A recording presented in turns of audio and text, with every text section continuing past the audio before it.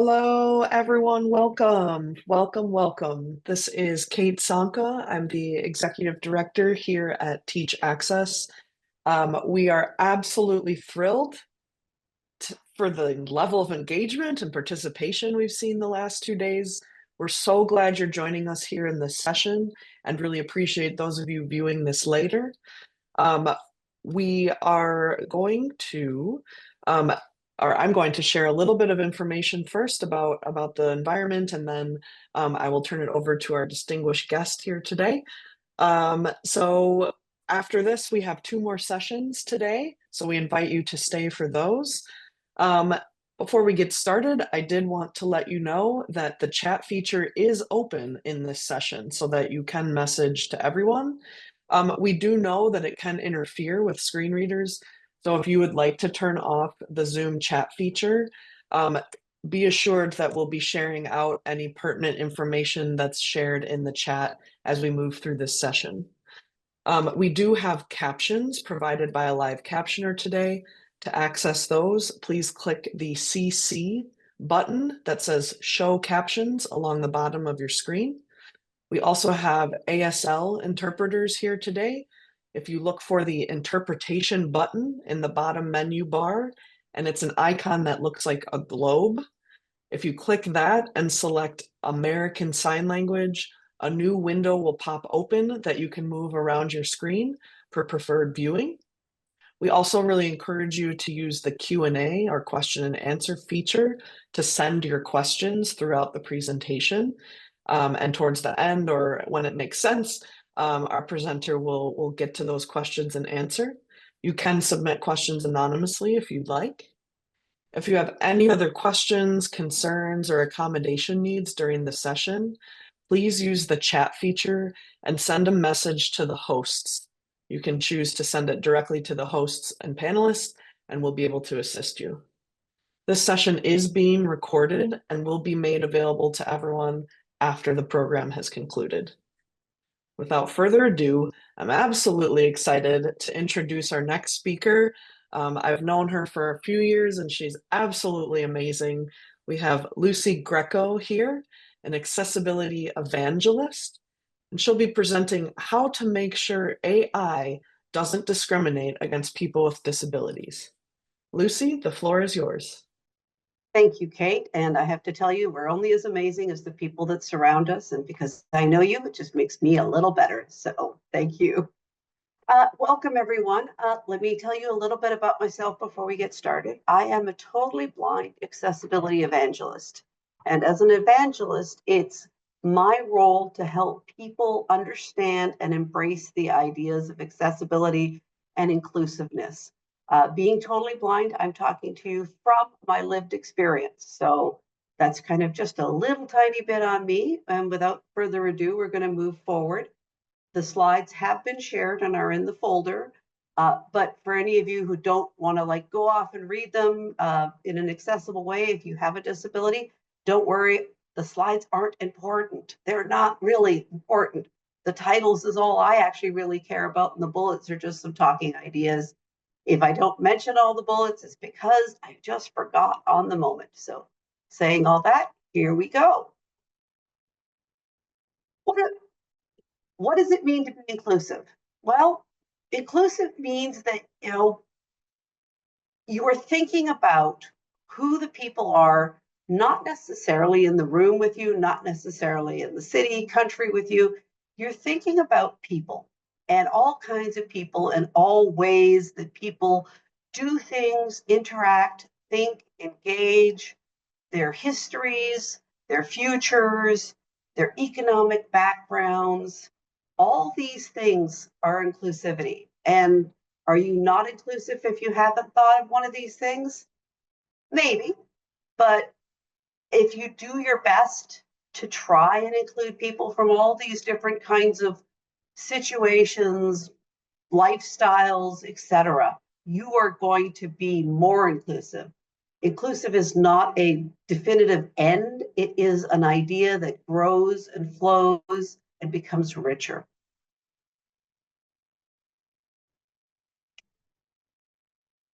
Why is it important? Well, it is sadly today more important than ever because people are starting to start thinking that being inclusive is a bad thing, and it's not. It's important because if you sit in a room full of 10 people, those 10 people are all different from each other. They're not all cut out from the same mold. They're not all, the same background, same experience, you know, even twins have slightly differences from each other. And when you're inclusive, you're engaging with all of those differences in the room. You're not focusing on, the one person in the room that's the prototype for all the rest. And we'd be very boring if we were that way. We would be, automatons, and there would be no interest and no fun, no excitement in our lives. So when you're inclusive, you are thinking of as much of those other people, from the 10 people in your room to the 9 point whatever billion people we have on Earth today. And you're never going to reach every one of those 9 point whatever billion people, but you are going to be as inclusive as possible. You're going to have your message shared with everyone.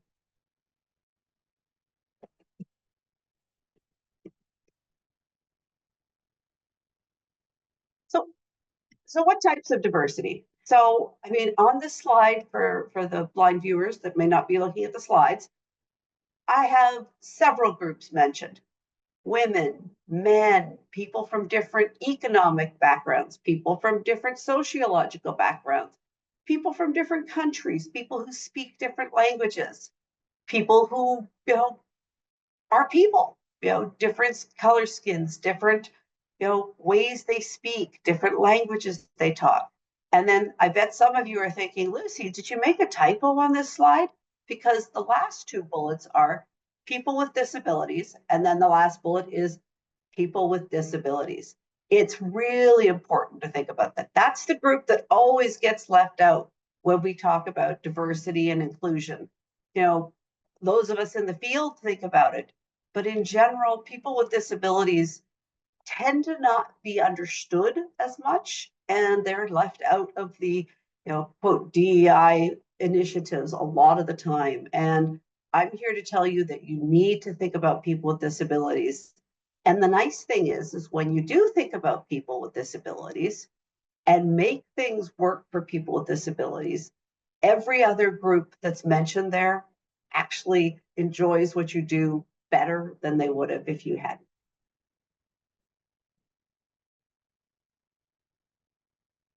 So that's a lot. So, you're probably sitting here going, if you're new to this area, you're probably sitting there going, let's see, how am I going to get all these people? How am I going to try and think about being inclusive to all these people? It is a lot, but it's not as hard as you would think. Look around you. Look for people in your, community that are different. Learn about them, understand them, engage with them. Don't be the person that is afraid to go to a restaurant that serves a different culture's food. Don't be afraid to maybe go to some festival that's being celebrated from another culture.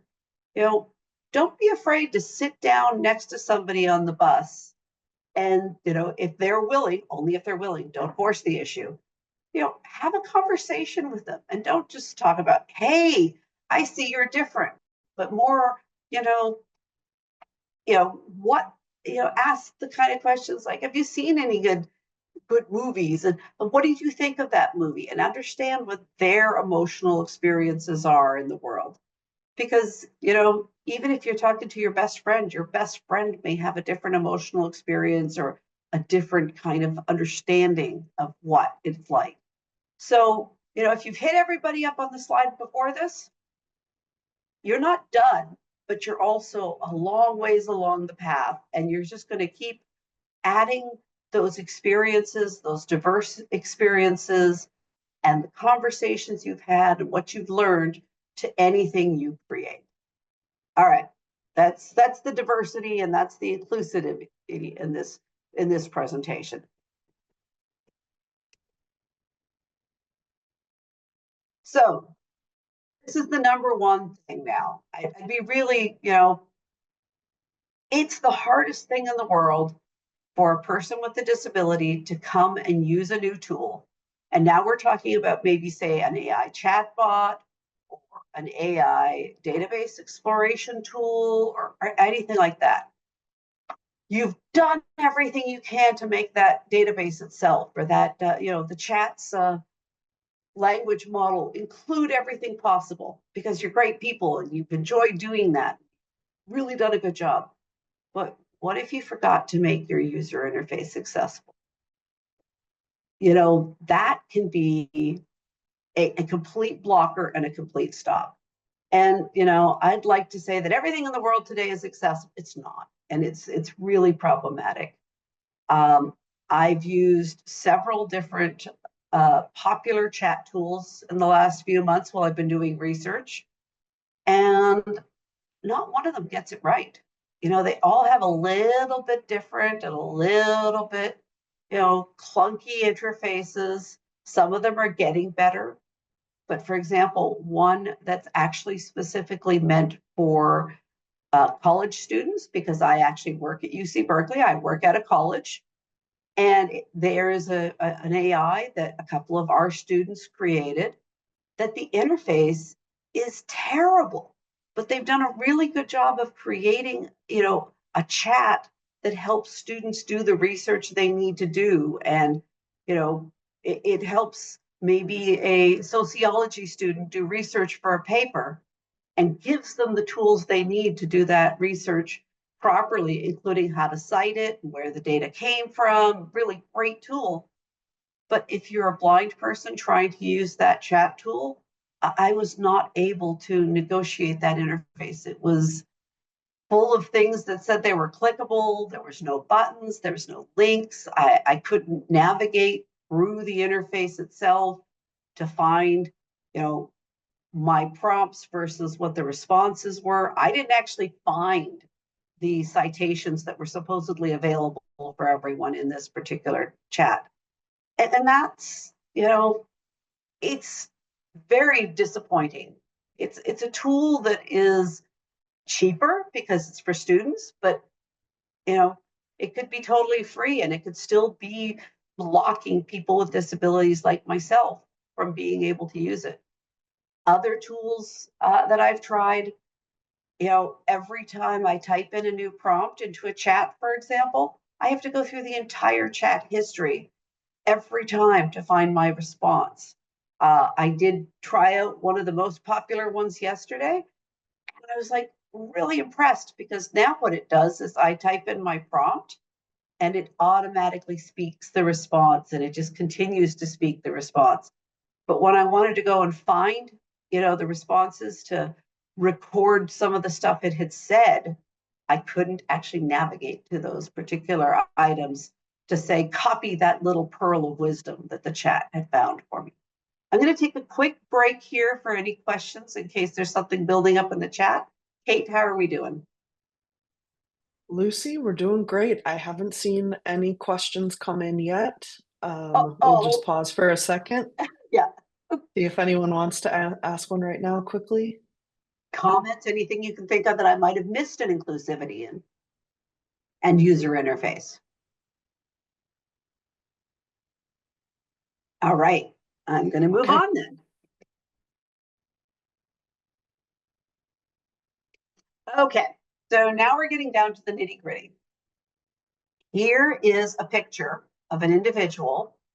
For any blind viewers, this picture is a man who has some severe facial scarring. He's had these scars for his entire life.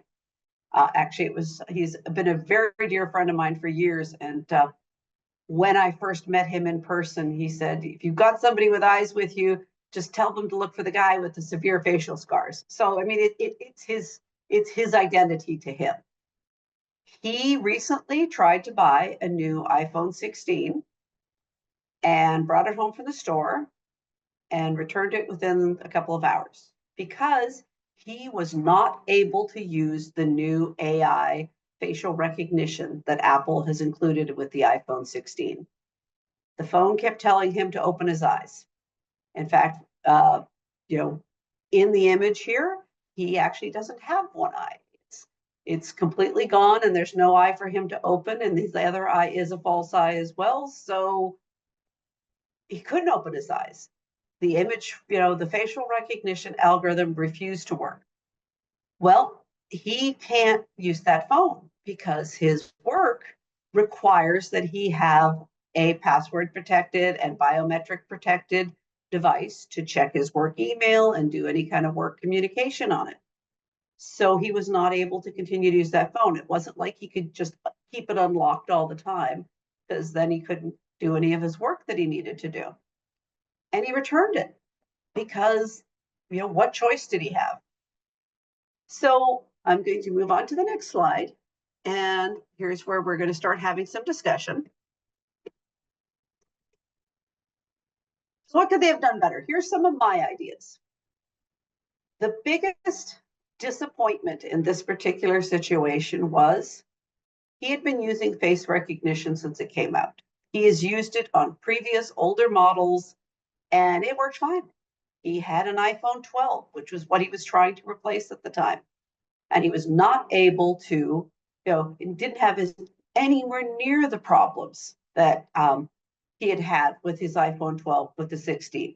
He just showed his face and it kept going, and the facial recognition worked, and it was fine. So as much as Apple would like us to believe that they don't have that data somewhere, they have it. Those devices store that image, and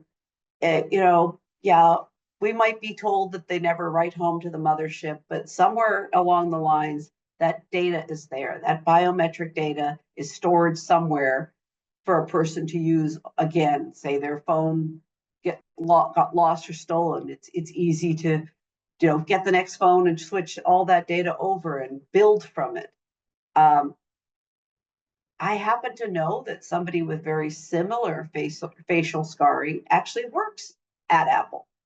So why was that person not used as a tester for the product? Maybe one of the things Apple could have done was looked around and looked at different places around the world, and maybe there's parts of the world that have different faces and different structures, and maybe there's like war-torn parts of this world, like we know there are places that are at war constantly, where people have facial scarring or all kinds of different scarring. And my number one solution for what Apple could have done was, why did they get rid of the fingerprint sensor? Why not use other biometrics besides the face? I hate using facial recognition. It's, lining it up, doing all that stuff. I just love putting my finger on a button, and that's the fingerprint sensor. But giving us a choice, insisting that the only form of biometrics is facial, is not inclusive. It's not thinking about it. If all they'd had was fingerprint recognition, and somebody had no hands, that would exclude them. But why not have both facial and fingerprint, and maybe other types of recognition? Be inclusive, be thoughtful about different ways people can do the tools. So my next slide is just a discussion slide. Like some ideas. What do you guys think? What are other things could Apple have done to fix these problems before they shipped the iPhone?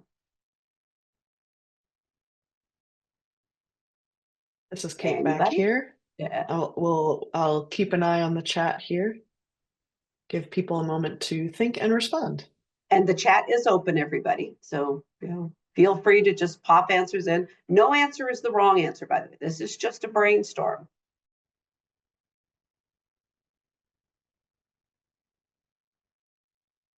Okay. Feel free. We have one answer so far. Oh, sorry. This is Kate. It's good. From Michelle. Michelle offered voice recognition as one option. Yes, that's a great one. And we have a hand raised. Go ahead. Yes. Let us give you a permission to talk here, Rose. Okay, we're about to unmute you. Rose, go ahead.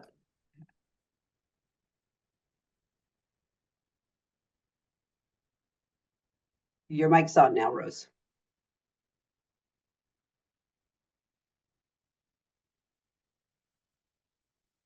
Okay.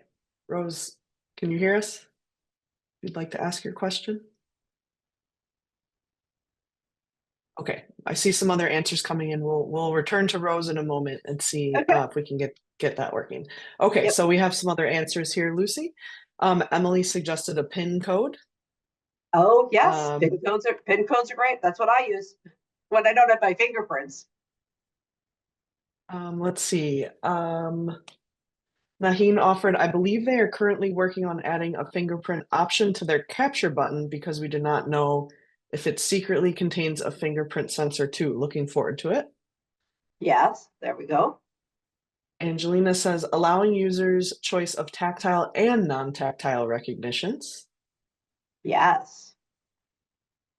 We have one person suggested using a breathalyzer, maybe. I don't know that that's distinctive enough. And, one night I might have garlic and the next night I might have oysters. So And maybe one night you have both, who's to say? exactly. All right, Rose, We have Rose has got her hand yeah, up again. beautiful. Rose, can you talk? Yeah. Hi, are you able to hear Yes, we can hear you.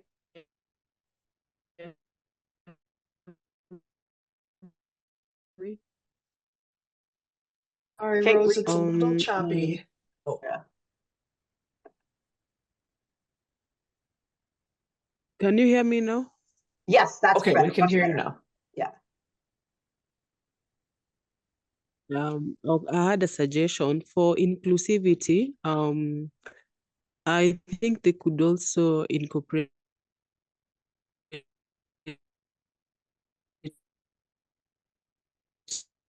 other means, other Oh, ways, other people who do not have fingers as well. And therefore, even fingerprint sensors will not work for everyone universally.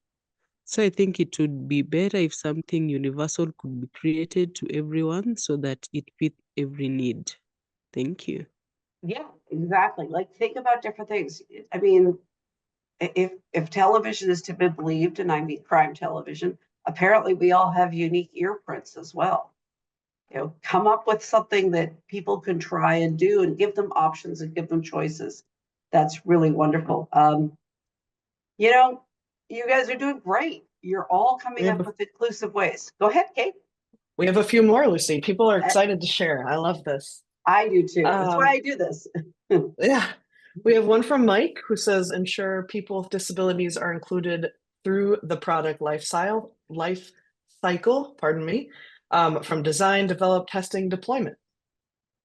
Love it. Love it. If you've given the one line I try and give in every one of my talks for me. Thank you, Mike. All right, we have one from Mara. Maybe add the option of calling for help and use a dedicated line. Could add fingerprints, voice recognition, etc. And to summarize, provide an alternative.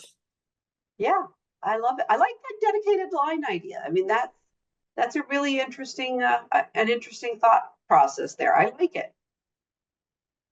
We have one from CT, allow devices to imprint on any specific image, not just a quote, face-coded image. Ooh, yeah, I like it. I I like like it. that. Offer multiple options, diversified training database. Let me see if there's any. Let's see. Pardon me. Someone offered tongue recognition. I'm not sure how unique that is, but thinking out of the box, try it out, see if it works. Why? And this is the entire, thing I'm trying to show here is that as soon as you start thinking about ideas, you've got it. You're all on the ball. You're all being inclusive and you're all engaging and thinking. If your idea doesn't work, just do it again. Try something different. Keep going. Don't, stop at that facial recognition and move on. So I happen to know that the individual reached out to Apple, and Apple's response to him initially was, well, send us the logs from your phone so we can figure out what went wrong. And he's like, I can't send you the logs. I returned it. I needed, I was about to travel. I needed to have a phone that worked. So I just went back to my 12. So what they did was they visited him when he was back in his home and did all kinds of measurements and all kinds of, testing with him. Well, great. Now, this, somewhat famous person, person who's a very influential person in the community of accessibility, eventually they'll be able to get his face recognized. But it's not sustainable to be able to do that to everyone in the world who might have difficulties. It's not inclusive. In fact, it's very exclusive in that, eventually they're going to get his face and facial recognition. What happens to the next person who might not be as famous, or the next person who has no idea who the people at Apple Accessibility are that they can call up and complain to? You've got to think about these things before you ship. Like Michael said, include those people with disabilities from the very beginning and just keep on doing it from that point on.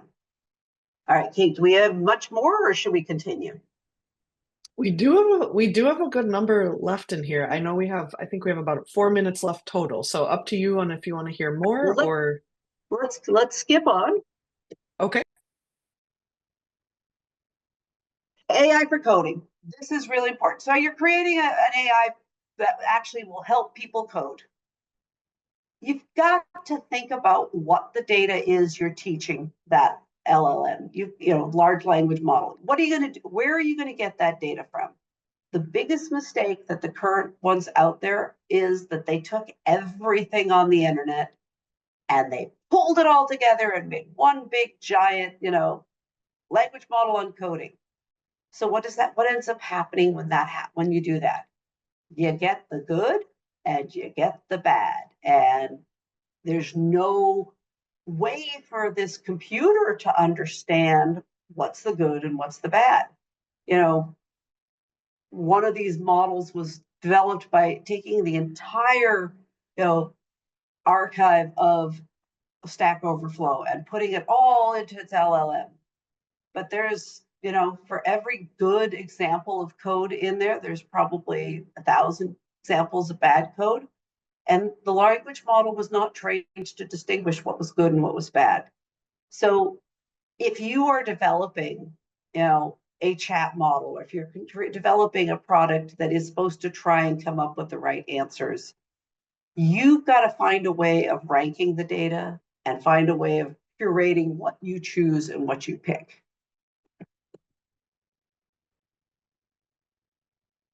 Where is it going to be used? What kind of things are going to happen with this? Is this something for college students like the one I talked about? They knew that college students needed to cite their work and find the information that they needed. So, they took stuff like that. A company that's been doing a lot of really good work right now with captioning and audio description for colleges bought data sources from colleges. They took, hundreds and hundreds of hours of university lectures to train their model on. And that was really key, is that, they weren't training their model on everything on YouTube, but specifically they were training their model on what was being taught in colleges and universities, chemistry courses, physics courses, biology courses. And I'm specifically talking about STEM because STEM is a very specific thing that you might not find on YouTube. And the language and the terminology is not the same as what's available everywhere on the internet. So curate your data, work through your data, and understand it. Lucy, this is Kate. We have about a minute left. So I just want to see if there's any closing thoughts that you'd like to share with the group before we end this session. My closing thought is think about it, ask people, get to know people with disabilities, do your best. We are parts of a global society. In that global society are people with disabilities, people without disabilities. people who come from different backgrounds, people who, grew up spoiled and have a lot of money, people who grew up, working from day to day and not being able to sometimes put food on the table. Learn about people like that, include people like that in your life, in your work, and everything else you do. And really, the rest of the slides are summary and a little bit more conversation if we had time. So thank you for having me here today, Kate. Lucy, thank you so much. This is Kate speaking, and I believe at the end of your slide deck you included your contact information. Yes. So we will paste that into the chat, and I'll read that out in a moment. Or actually, yes, if you're advancing while you're doing that, thank you so much. I know there were, again, as with every session, we've had great engagement. Okay, so I will read out Lucy's contact information.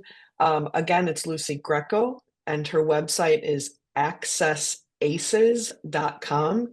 That's ACCESSACES.com. Or you could email her, Lucy, LUCY, at accessaces.com. And again, thank you, Lucy, so much. I want to make sure that we thank our sponsors for helping us keep this event to be free for everyone to attend. That includes our presenting sponsor, Merck, and Verizon, Microsoft, Google, Meta, and Salesforce. We really invite you to stay tuned for the next session that will start in just about 15 minutes. It will be with Dr. Stephen Framill talking about Digital Accessibility Program 101. And that will start at 3:30 p.m. Eastern or 12:30 p.m. Pacific. And this session is going to explore ways to advocate for and create a sustainable digital accessibility program within an organization. So great information. You don't want to miss that. So thank you, everybody. Again, thank you, Lucy. And we'll all be back here at 30 after the hour. Thank you for having me, Kate. Thank you, Lucy. Enjoy the rest of your time at school. I will. Thank you. Take care. Thanks. Bye. Bye-bye.